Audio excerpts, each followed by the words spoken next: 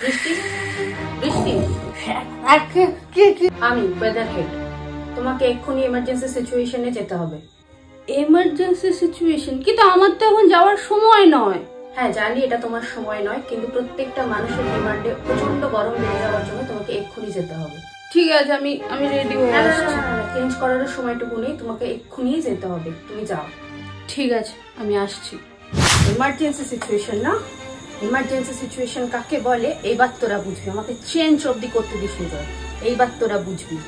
না না সমর বাবু, কালকে হবে না। কালকে আমার বাড়ির তো ঢালাই করবে, এখন রোদ আছে, ঢালাইটা ফেলে নি যায়। আচ্ছা কালকে তুই ঢালাই ফেলবি বুঝি? নো প্রবলেম, কাল থেকে আমি এক সপ্তাহ এখানেই তাহলে থাকবো, ঠিক আছে?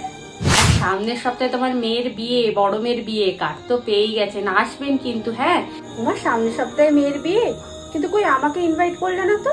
নো প্রবলেম, আমি কিচ্ছু মনে করিনি, আমি বিনা নিমন্ত্রণেই চলে আসবো। পুরো একদম বিয়ে টিয়ে কাটিয়ে তারপর যাবো, কেমন?